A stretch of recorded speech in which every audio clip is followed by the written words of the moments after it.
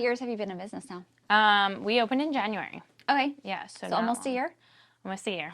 Wow, that's exciting. Yeah, it's been a cool year. We have started really like small, so we're in a 200 square foot room right now inside of Mountain View Therapy Group. Okay. Where's that at? It's on Pickwick Drive. Okay. Right behind the Harris Teeter. Yeah.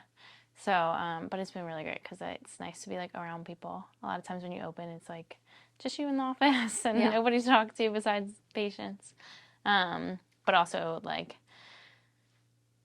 be able to have our own space where we're creating our own like vibe. Your own energy. How are you bringing like clients in right now? Like what's the best marketing? Referrals is the best. Like my clients, just kind of talking about us, showing us on social media, different things like that. I'm also part of a BNI group that's out in Purcellville. That's been really helpful. And they have a ton of different like professionals in there. They could refer a massage therapist and a nutritionist are kind of my biggest referrals from the BNI. But it's also great to just hear how other people are running their business and bringing in other clients and get good ideas from them. And then we're also in Purcellville Living Magazine and just trying to like get our name out and talk to different professionals, especially in the healthcare community. Now, why chiropractic care? Chiropractic's just kind of been like, I feel like the universe kept kind of talking to me. I don't know if you're spiritual or not, but essentially, like when I was in high school, I had 2 knee surgeries. I had meniscus surgery on both my knees, and I plateaued through PT. So did pretty well, and then just hit a point where I like couldn't run the way that I wanted to, and was still having a lot of pain. My dad was like, "You could try chiropractic. I don't know what it can do for you." And I was like, all right, like I'm willing to do anything right now. Like I've been in PT for 6 months and it just isn't working. So you're a runner? So I'm a runner, yeah. And so I was running and playing field hockey at the time. Okay. And I was like, I'll give it a shot, and went. And a couple months later, I did my first half marathon. And was like, there's something to this thing. Yeah. And my dad had been a big proponent of it. He does towel work, so he is like on his hands and knees or like in showers, like laying tile all day long, and was laid up in bed when I was probably like 10 or 11 because he threw his back out and just like couldn't do anything. And that's our livelihood. He was like the breadwinner in our family. And so I knew there was something to it. I just didn't know why it worked or how it worked. And then when I was in college, a chiropractor came and talked to one of my classes. So it was like all these little breadcrumbs. And he seemed to have the best like work-life balance in the healthcare community and was really like changing people's lives, which is what I wanted to do. And then here you are. And here I am. Exactly. Okay, so we were talking a little bit about Purcellville because that's where your practice is located. Correct. What do you like about the area? I love the family community. It's still like small town feel, but it has like a bigger town energy, I guess. And so we lived in North Carolina 2 years ago for a year, and we kind of lived in the boonies. Yeah. And it was like 45-minute drive to the city and just not a lot to do out there. And Purcellville still has that feeling of like small town, but there's a lot more to do. Yeah. And everyone's been so welcoming to have us there and to meet all of like, especially locals, but there's a lot of transplants too, which has been cool because you hear everybody's different stories and how they ended up in Western Loudoun in general. But yeah. No, that's an interesting. I like the Purcellville area. That's where we do all our grocery shopping and whenever we need to go get stuff because we're in Round Hill, we come out. So in terms of like, I know you said you're in a 200 square foot office. Like, what are your plans? Are you like, this is cool, we're going to just stay right here, and I like the comfort of having my practice? No, we have big plans. I'm actually working with a commercial real estate agent right now to try and find a little bit of a bigger space. I want to stay in Purcellville. I feel very connected to the community, and I think there's like a need for the care that I provide out there. And so I'm happy to be that. It's just finding a commercial space in Purcellville is hard to do, especially in a tighter budget. So we're not looking to do like a huge build out. Yeah. Not yet, at least. And then eventually I'd like to bring in like another chiropractor and a massage therapist and kind of get like a whole wellness community going. But in the meantime, I'd like to just be able to get like 3 or 4 tables and in one space. A big playroom for the kids and a room for mom to nurse. So just a little more space and kind kind of like a community feel. I love when moms come in and just like kind of want to hang out. And so I want to create a space that they can do that instead of it being like, oh, sorry, we have somebody else. Yeah, you need to. Yeah. We need the room now. Right. Exactly. What are like 2 or 3 things that you wish people knew about the type of care that you provide? It can be super gentle and specific. It doesn't have to be a loud pop, crack manipulation that chiropractic typically has. It's like label with. And I think just like reducing stress and tension in the physical body will do it in the emotional body as well. And so when you adjust the spine, you reduce the physical body stresses. But the spine houses the nervous system, and that's what processes all of your mental and emotional stresses. And yeah, It's all connected. it's all connected. What was something that like you were really surprised with when you were going through school about the body? Was there anything that... So much. Yeah, so chiropractic school itself was like a journey for me as well, and just like realizing what my vision of health was, because I grew up in a very like medical based community, and realizing that the holistic world can be just as effective, if not more, depending on the circumstances. The medical community has a great space, but the holistic community kind of was getting a bad rap in my mind growing up. And so getting into chiropractic school and realizing just that there's so much to the body, and that if you give it the proper nutrients and movement and nourishment that it needs, the body will give it back to you and will take care of you if you take care of it. And so it never ceases to amaze me how like complex it can be, and how the little things can change a lot. So why do you think our side of the world is so obsessed with the typical hospital drug type of recovery solutions? I think America just, at least our side of this country itself, we like quick solutions, and we want it to be certain to happen at a certain time in a certain space, and the hospital provides that. Like, you get a pain medication, you're going to be out of pain, but that can then lead to other symptoms. And so I think people just want that like quick solution, and healing's not quick and it's not linear. It kind of goes up and down typically, with a trending high, but it can have its like highs and lows. So I think, yeah, we've just gotten so used to having a quick fix that the community in general just wants to continue to have that. And insurance does a really good job. Insurance and the pharmacy world does a really good job at advertising fast responses. Why is that for insurance? Because actually it would be more affordable to let your body do the work versus the drugs and the surgery, right? You would think. And yeah, like that's my vision for families, right? Yeah. Is to start them young in a healthy lifestyle, and reduce their stress when they're babies, so their body's adapting well. So when the stress is built up as they grow up, it doesn't affect them as much as it has older generations. Yeah.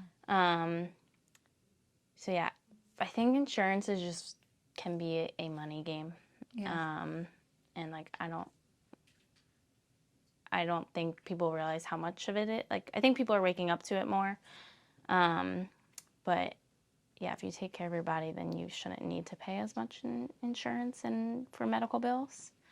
But the companies kind of have it backwards. Yeah. Like, pay into this so that eventually we might give you money for the big things that you need down the line, and then we still might not pay for it all anyways and send you a big bill. Yeah. It's like rolling the dice. Right, You don't know what you're exactly. gonna get. I mean, even when we think about like childbirth, when you were talking about they want like that expected, everybody now has C-sections, it feels like. Yes. And I feel like it's because, or I think I've read many articles where some experts have said, it's because they want to know exactly what's going to happen. The moms as well as the doctors. Doctors are on a certain schedule. They don't want to have to get up in the middle of the night if that's when you go into labor. Yeah. So the whole thing, I think, is just kind of an interesting. Yeah, they're trying to like plan health a little bit. The C-section rate is like a whole nother topic I could go down because I see a lot of take care of a lot of pregnancy women, so very pregnancy and pediatric focus. So I have this conversation a lot with people, and there's a lot of different things that play a role in it. I think doctors are a little bit like weary on what the body is truly capable of, and like you said, they don't want to get called in the middle of the night. C-section rate around the holidays like skyrockets because docs are like, I don't want to get called in on Christmas or whatever holiday. So yeah, if you watch the trends, and you can go and like find this information yourself, like look up the hospitals around here and their C-section rates, and it's ridiculous. It's insane. I will say, scary. I know when I had my first child, which is my daughter, for me, my personal experience was they scared me into it. It was like oh my gosh, if we don't get her out, she's going to like not be able to breathe. Yeah. And that might have been the case for some people. But then I had other like people in the field that they're like, no, they say that stuff all the time. Like, yeah. Yeah. And look up your doctors, like their C-section rate, because there's some doctors that have a lot higher of C-section rate for those same reasons. They like scare you into it, and moms don't know. Yeah, I was going to say, I didn't know. I was just like, oh, okay, then cut her out. Because I was like dead set on a natural. Right. But yeah, I guess it was too long. Yeah. How far along were you? I don't even remember. It was like my due date. Okay, so you're right at the 40-week mark. Yeah. And I had been in labor for maybe like 16 hours or so. I mean, I couldn't feel anything. Okay. Because they already like shot me up with everything, I think. Gotcha. So you had the epidural kind of early, and then... Yeah. Yeah. And there were probably like times where now I gotta go. That's so mean. If somebody's watching that, they're gonna be like, no, doctors don't do that. But I do feel like it probably happens more than... Yeah. Oh, and I hear it all the time. Like moms will come in and be like, that was not what I wanted at all.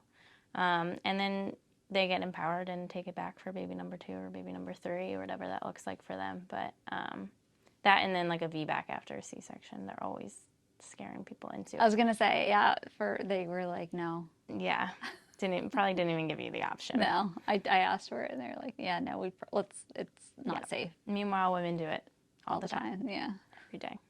But that's like the lack of education. Do you do like educational things like? We have a couple in the works. I want to do a couple workshops, both like around perinatal care, pregnancy care in general, and then I want to do like kick the sick essentially for kiddos and just helping moms like raise kids naturally or more naturally. Like I said, there's a great place for medicine and the medical community. And sometimes there's good alternatives that work just as well and don't have as much effect on the entire body itself. Are you talking about like with medicines, like when they get sick, or are you talking more about like the vaccination?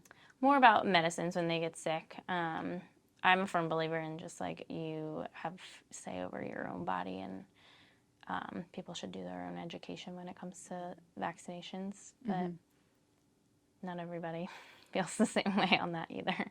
I know, it's like the number one thing if you want to get a whole bunch of comments on like a Facebook group is just talk about like vaccines, child vaccine records. You'll get red flags right away.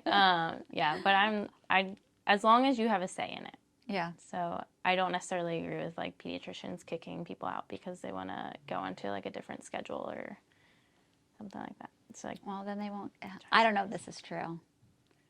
I've heard that they have certain quotas that they have to hit, like percentage-wise, of how much of their kids need to be vaccinated in their practice. Have you heard anything about that? I haven't heard anything about that, but it wouldn't surprise me because that kind of goes back to the insurance. I was going to say, it's, led by insurance. Yeah. Where a bunch of business guys telling doctors what to do. Probably not the smartest move, huh? No, but that's America. So in terms of, I 100% agree with you. I was a young mom, young being 23, so I wasn't self-educated. I didn't even know that was an option. It was more of like, Right. Here's the schedule, do this. If you don't do this, then you're overdue. You're putting your kid at risk. Why would you do that? Yeah. Type of thing. So it's great. I feel like now, 15, 16 years later, there is this new wave of motherhood where women are wanting that education first. That way they can make their own decisions versus just listening to the businessmen who are talking to the doctors, who are talking to the kids, or to the parents. the mothers. Yeah. The parents. Yeah, for sure. And I think COVID kind of catalyzed that. It was ready. The world was ready for it, and then the whole world shut down, and people were like, this doesn't seem right. Yeah. There's more going on here. Yeah, for sure. I'm not vaccinated, just FYI. Me either. Will's like, rebels. Will's like, I'm going to cut that out. Don't cut that out. I think there's only 5 of us here in Lone County, but no, just kidding. No, I think stuff like that, I think health conversations are really important. I think people need to have that ability to make decisions. I think pressure, whether it's whatever it might look like, whether that's for your health, business, life choices, whatever, you know, coming from, whether it's the government, from your circle of friends, like, no, like, we're all smart enough to do education and know what's best for us and our families. So yeah, I agree. Yeah, and listen to your gut. Like, whatever you choose, that's okay. Like, I'm here to support women in whatever decision they make for themselves and for their family, and I'm happy to do it. And just be that, like, ear to bounce ideas off of or opinions off of. But in the end, especially moms, like, they have an intuition, and, like, listen to it. And if it's calling you to go with the full schedule and what your doctor is saying, then do it. But if it doesn't feel right to you, then don't. And either one should be okay. You don't judge. That's how, like, you don't judge. Right. We don't judge people for going this way or this way, but it's more of like, just make sure that whatever way you're going, it's because you want to do it, not because you're being pushed. Yeah. Or scared into it. Or scared into it, yeah. In terms of moving forward, what do you hope more people in the Loudoun County community will discover, whether about themselves or about health or about chiropractic care? Like, I know you're creating these seminars and educational links, but just like overall, what do you hope more people will find out about? I just hope that people are encouraged to make those decisions that we're talking about, and any of them in general, whether it's like a surgery or taking an antibiotic or, you know, eating McDonald's, like, as simple as that. Just be encouraged to make the decision for yourself and for what you want and what your health goals are in general. And I hope to see a shift just into the more, like, body empowerment. Like, our bodies are super strong, and they were designed to be ever adapting and ever changing, and they're designed to be able to take on these stresses and then let them go.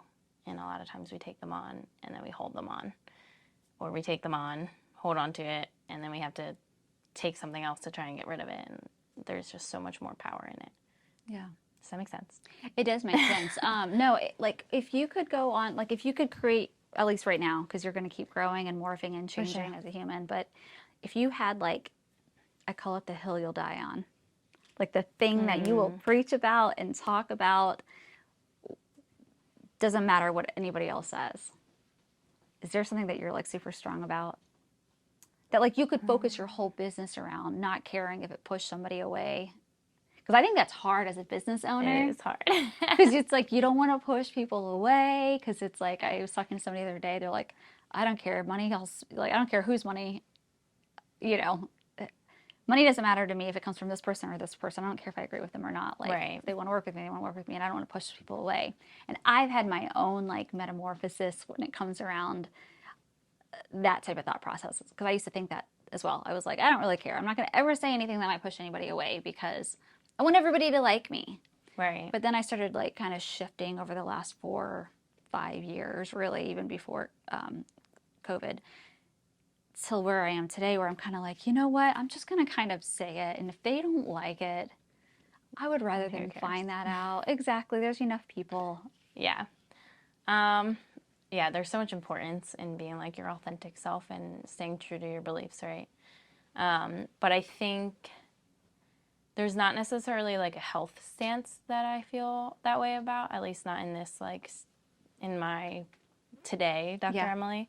5 years from now might be a different right? version, right? But I would say the one thing that I just want everyone to like know and be open to, or be like to receive too, is just having a provider that's going to listen and that's going to give you their professional and potentially personal opinion on things, but not judge you for it. And so kind of like going back to what we just said, I want people to know that my door is always open no matter what your beliefs are. Like, you still deserve to get great care. It doesn't matter which way you swing on the medical or holistic or, you know, political, or like, there's so many spectrums in our life, right?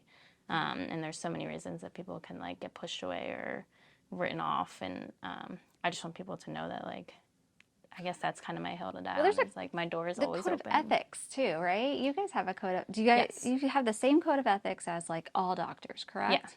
Yeah. And doctors The have a code of Hippocratic Oath. ethics. Yes. And what is that oath? The Hippocratic Oath. Yeah. Yes. What's the definition of that? I mean, not exactly. You put me on the spot. Sorry, it's essentially like regardless it's along of, the lines of like doing no harm. correct. Regardless of Like their beliefs or anything like that. It's why if like a criminal goes into a hospital, they have to be taken care of regardless of if they were convicted for, you know, murders or something horrible. So yeah, so there is like a code of ethics. But I think part of the reason I serve the community I do is like my own experience in health, and just like not having doctors listen to me, or like telling me that like symptoms were normal, or like putting me on birth control because I had acne, and like not telling me that that's going to destroy my hormones, and like those things. Like, I had no idea of what I was doing when I was young, teen. yeah. And not being empowered to make decisions or to learn more. Like, That's a good one with the birth control, because that is a popular thing. Yeah. Yeah. Yeah. And that's just like, that might be my hill I die on. Stop putting teens on birth control. Yeah. Like, but. Unless they need birth control, which that's a different conversation. Well, okay. But then empower them to like make that decision, Yeah. right? If you want to go on the pill for like conception reasons to not have a baby, that's okay, but know that it's synthetic hormones, so your brain's going to stop producing your normal hormones, and it's going to lead to a cascade of other symptoms, or the symptoms that they put you on it for are going to come back as soon as you go off of it. Yeah. Like, you didn't get rid of the problem. Yeah. You don't really get, whether it's birth control or any other medication, you don't really get that. It's more of like, you have to go do the research on your own after you're prescribed it and after you feel like this is the right thing for you, Right. versus having that info beforehand. I mean, read the inserts, or open the inserts and then realize you don't want to read it, and so you probably don't want to put that in your body. Yeah. But like I said, everything was created for a reason, right? Like, medicine has a great place in this world. Of course. It's just how you use it, and if you're choosing to use it for what you want, and give people that information. Like, putting a teen on birth control for acne is not the best solution, because by the time they're 22, they're going to be on it for 10 years, and you should not be on any medication for 10 years. Yeah. So, especially when you don't know what's going to happen afterwards. Right. Exactly. Okay. So to kind of wrap this up, I know we talked a lot about like your message and all of that stuff, but if you had, you might just repeat what you just said, but okay. Like one message to the world, it doesn't even have to be related to healthcare. It could just be something personal, something on your heart, something to your family. What would that message be?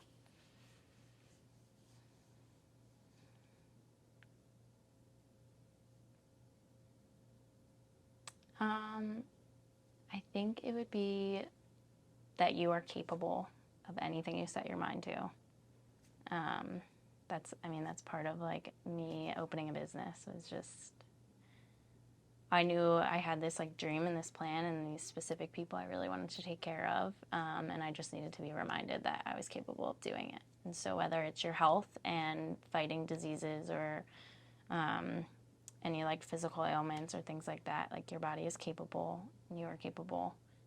Or if it's big goals that you have, buying a dream house, opening a business, whatever that looks like, you have the capability to do it. You just got to put your mind to it and give yourself the power. That's like a nice quote. Thank you so much for being on the show. Thanks for sharing having your me. tips and wisdom. And I'm excited to come out and visit you out there in Purcellville. Yeah, It's close to definitely home. stop by.